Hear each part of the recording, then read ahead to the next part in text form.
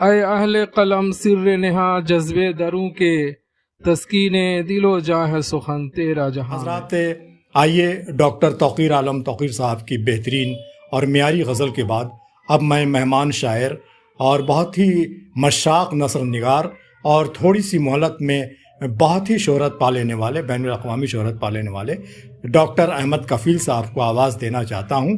Doctor Ahmad کفیل صاحب اور ڈاکٹر قسیم اختر صاحب، آپ دونوں آج کے مہمان ہیں، آپ کا ہم سب استقبال کرتے ہیں۔ ڈاکٹر احمد کفیل صاحب کو دو مصروں سے آواز دینا چاہتا ہوں کہ اندھوں نے دیکھ بھال کے رکھے ہر ایک قدم، اندھوں نے دیکھ بھال کے رکھے ہر ایک قدم، دیدہ وروں نے پاؤں میں کانٹے چبھو لیے، دیدہ وروں نے پاؤں میں کانٹے چبھو لیے۔ میں دو مصروں کے ساتھ آواز دینا چاہتا ہوں ادب و احترام کے ساتھ ڈاکٹر احمد کفیل گیا صاحب کو۔ ڈاکٹر احمد کفیل صاحب۔ بہت بہت شکریہ شکیل سہسرامی صاحب، آپ تمام احباب کا بہت بہت شکریہ۔ ارباب قلم سے تو میں پہلے سے واقف ہوں، یوٹیوب پر دیکھتا ہوں ہمیشہ آپ لوگوں کے پروگرام۔ ڈاکٹر توقیر عالم توقیر ہمارے بہت پرانے دوست ہیں، میں ان کی صلاحیت اور ان کی ادبی لگن کا تو میں بہت پہلے سے معترف ہوں، لیکن جب سے یہ ارباب قلم آپ لوگوں نے شروع کیا ہے، پہلی مرتبہ میں پٹنہ آیا اور آپ لوگوں نے محبت سے یاد کیا تو بہت خوشی ہوئی کہ یہاں جو بھی ارباب قلم سے وابستہ ادبا اور شعراء ہیں ان سے ملاقات بھی ہوگی اور گفتگو بھی، اور آپ لوگ اس میں بہت عمدہ کلام بہترین انداز سے اپنے ساز و آواز کے ساتھ پیش کرتے ہیں۔ ہماری دعائیں ہیں کہ آپ کی یہ بزم ترقی کی جانب گامزن ہو، اور مجھے یاد کرنے کا بہت بہت شکریہ۔ میں اپنی ایک نظم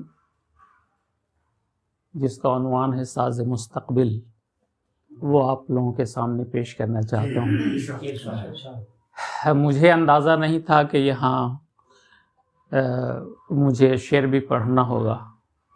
میں شاعری کرتا ہوں، گاہے گاہے کچھ لکھتا ہوں، لیکن مشاعروں کی محفل سے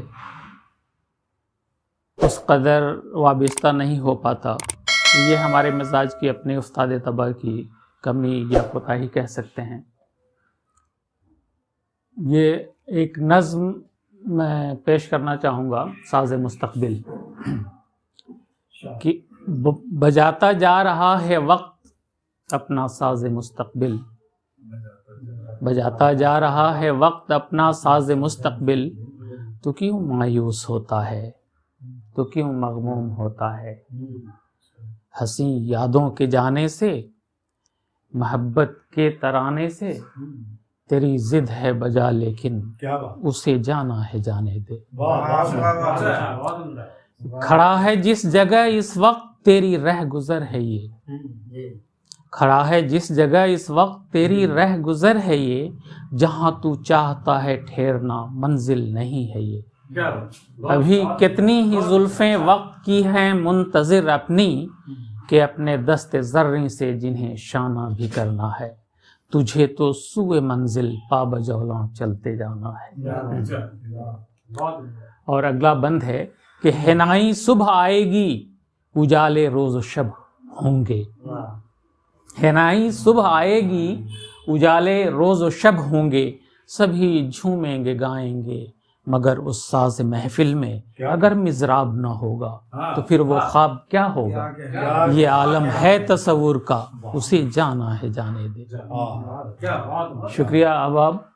اور غزل کے دو اشعار میرے ذہن میں آ رہے ہیں، وہ میں پیش کرنا چاہوں گا کہ